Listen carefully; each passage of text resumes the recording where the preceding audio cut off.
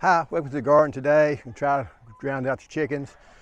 But what we're going to be talking about is going to the in-ground garden and kind of seeing where everything's at, how it's growing, some preparations we're going to have to make. First thing is the potatoes that I planted a while back.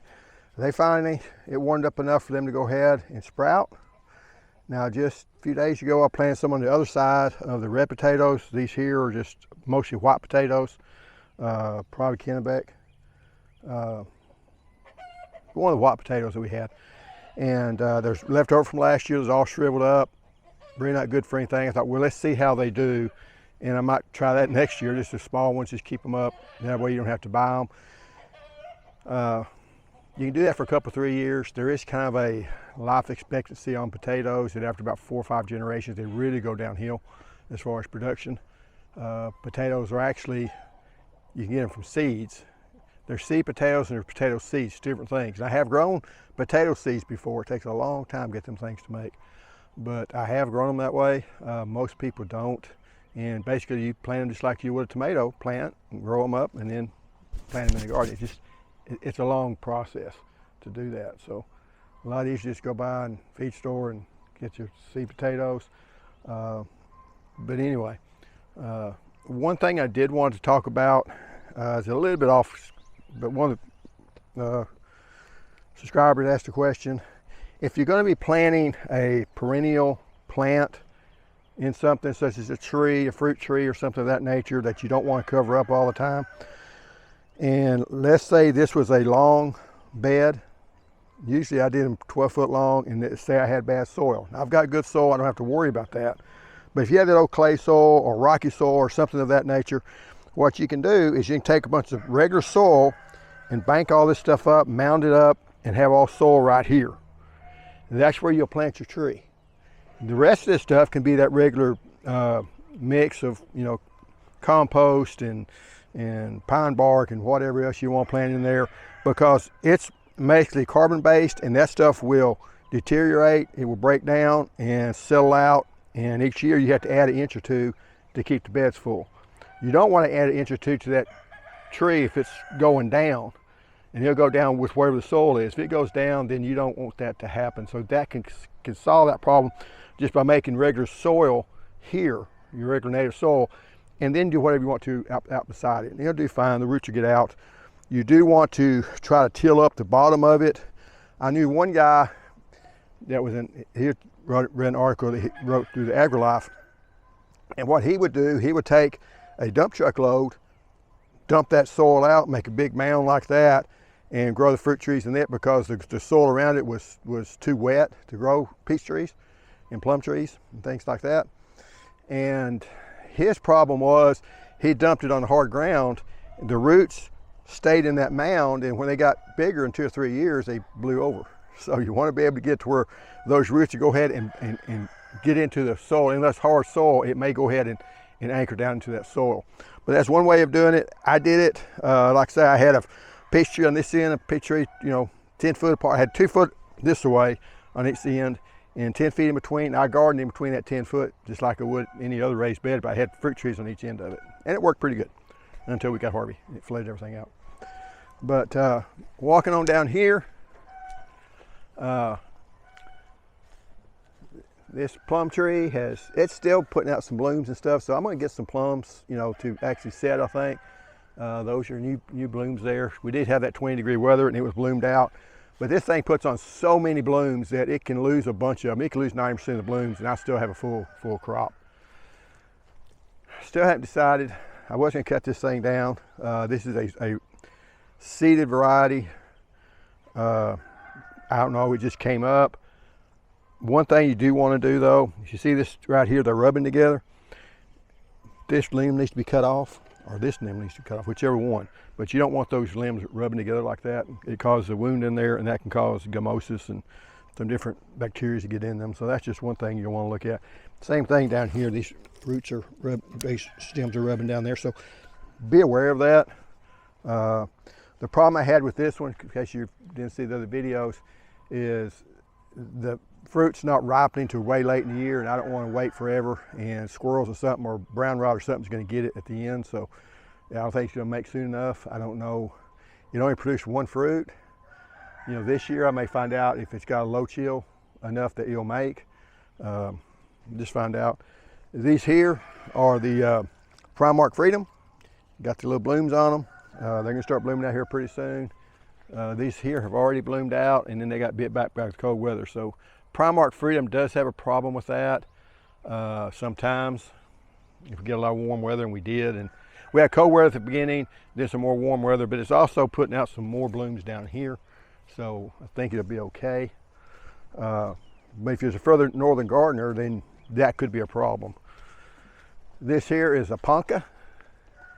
It has shorter internodes. It doesn't grow as big and robust. That's why I'm wondering about this one.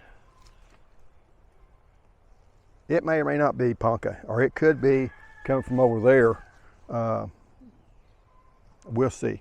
When it makes the berries, I'll know, because the berries on a Ponca is a lot smaller than the berries on a Primark Freedom. So, but I like the Ponca flavor better. They're just now starting to come out. This is the improved Chickasaw, and their blooms are just now starting to come out. I really need to trim these up. A lot of crossing branches and things of that nature. I just let them go wild, which was a bad deal, because then we had a hard north wind come in that blew them over. If you'll notice, this whole tree's actually bent over this way, then it's coming back up. This tree here, I'm assuming it's still alive. It's looking okay. We'll find out. You know, a lot of the other trees have already come out, but it's still early. We're still supposed to get some cold weather. And before I talk about that, over here, we've got the potatoes that I put in the ground just the other day. This is a Purple Majesty. It's gonna be a purple potato, and even if you see it right here, they're just now coming up. So got one here, supposed to be about a foot apart. Looks like they're all coming up pretty good. That row over there has not been planted yet. I'm going to plant that to Yukon Gold. Even there you think, well, this one has, but it's actually got a deal coming up there. Now what I might do with these, first off, I'm going to throw some more dirt up on these down here because they didn't get buried deep enough. But that's okay. And then these here, I'm going to take those out because they've done their part. It's gotten too warm. My onions are doing okay. They're getting a little weedy, so I need to bring my wheel hoe out here and the whip hoe and do some pulling on those. And now we're going to talk about the tomatoes. Now when I started to plant these tomatoes, I looked at a 10-day forecast, and I was good for 10 days. There was not a temperature below 46 degrees. So I decided to plant the tomatoes, and like a day later, they did lower it. When I checked it again, they lowered Monday night's temperature down to 38. Or 38, you can take these things right here on these tomato plants. It's like this in here. You just set it over the top of it, and I got this at the Dollar Tree, and leave them open at night, during the day, so it won't get too hot. And then just close them at night, and you keep all the frost off of them. However, plastic does not retain, and you can do the same thing with a Coke bottle. You got a small one, cut the bottom out, put it over the top of it. You don't want it touching the sides. A 3-liter bottle works a lot better than a 2-liter bottle, or even a milk jug. Cut the bottom out of it, seal the top, put the cap on it during the day, cap on it at night, take the cap off in the mornings, and you'll be fine. That works till you get down to around 34, 35 degrees. Got one of these that broke off for some reason. Be careful. But one over there. Let's see if they recover or not. Something come through here, a bird or something, probably. Broke those two off. And you'll lose some of these every once in a while. But these are all the tomato plants. I got them all planted. The problem is, here a couple of days ago, when I got to look at the forecast again, it's showing the low on Monday night being 32 degrees. Okay, these may not work with 32 degrees. However, what I will do, and as long as it stays at above 30, I think I'm okay. And the closer you get to the time of you know, the forecast, the more accurate it is. In fact, our guy, Greg Bostwick, which is one everybody listens to around here, he says 10 days out, it's not even a forecast, he calls it an outlook. He said, we don't know what's gonna happen. And he don't even like doing it, but he said the station makes him do it. So instead of calling it a forecast, he calls it an outlook.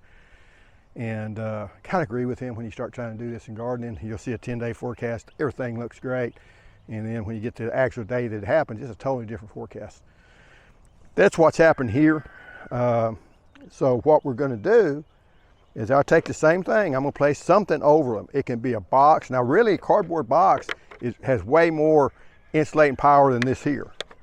And I'll put that over all these plants, and then I will come in with a landscape fabric and set over the top of them. I put these on here so that landscape fabric won't break them.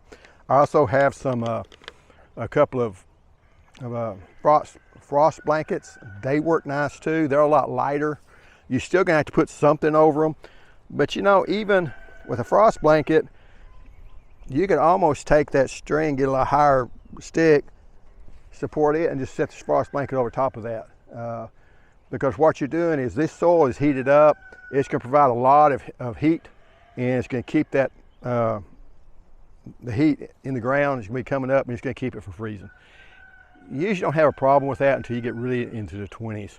So I'm still not nervous about it. Still don't regret planting these. Though if I had to do it over again, I might have waited. But they were needing to be either planted or up potted. I still have enough to probably plant without buying any new ones, but I don't have all the varieties there. So this here, these two rows here, and I haven't even finished them out yet. They're the rows of my paste tomatoes. Then over here, this is the row of my determinate tomatoes. This here is the 2 rows of my indeterminates, and these will be the best tasting of the plants. Here's my little horse here. She likes me to give her stuff.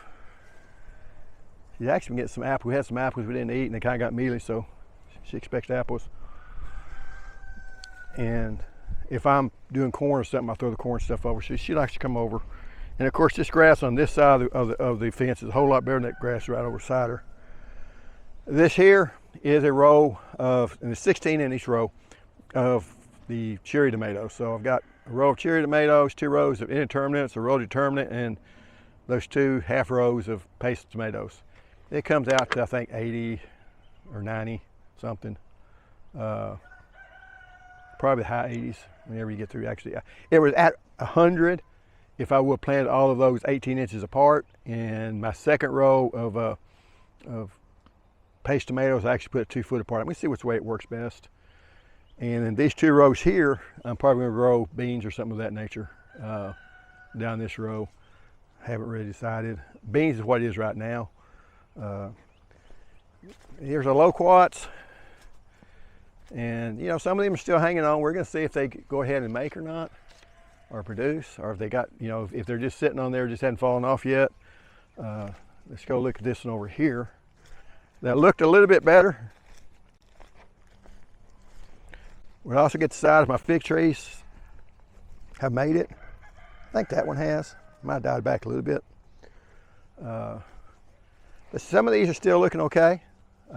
Like these here, I think they're going to make it. So we did get down to 18, 20 degrees. This next, even if it's 32 degrees, it won't hurt this fruit. It has to get below 28 degrees before you start getting damage. The same thing with these peaches blooming out. You look at the peaches, think, they're blooming out. Actually, if your peaches are blooming out like this, they're pretty much safe down to, you're gonna lose your crop if it gets below 26 degrees. They always say if you get below 28 degrees, you'll lose your crop if they've already made fruit, because your fruit is more sensitive to freeze than your blooms. In other words, this right here has already got the fruitlet on it. It's way more sensitive to cold than that blossom is there. It doesn't really make sense, but that's just the way it is. But this tree is fixing to bust out with blooms all over it. And then I'm gonna have to start spraying here pretty soon. And I hate spraying stuff, but that one there is already behind me on that. But Here next week probably I'll be spraying, and I spray a fungicide on it. I do not spray any pesticide or any insecticides on them until I see the plum cucullio start biting them. Then I'll spray if I need to. I don't like spraying any more than I have to, but if you're going to be growing, you know, your stone fruits in my environment, you can either spray or you can watch the fruit rot every year. You got that choice. And you can grow that fruit for 2 or 3, maybe up to 5 years if you don't have anybody else around you growing peaches, and you'll be okay without spraying the fungicides, insecticides. But once it finds it, and it's found it here, that brown rot's going to be there for, you know, unless you didn't have peaches for 4 or 5 years. And finally it'll fade out, and you might could do that again, but I'm not going to be replanting stuff that often. And if you got one person somewhere that's got it, then that mold spores are in the air, and that's what's going to cause it. But anyway, thanks for watching today, and thanks for fixing to pick up on all the gardening part. But just got to get through Monday, and hopefully that'll be the last frost or freeze. But you never know.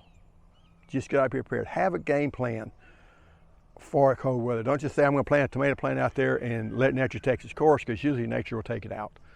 But and if it's just a 5-gallon bucket, you put a 5-gallon bucket over a plant, it's going to protect it down to 32 degrees, maybe a little bit lower. So, but anyway, thanks for watching, and we'll see you next time. Goodbye.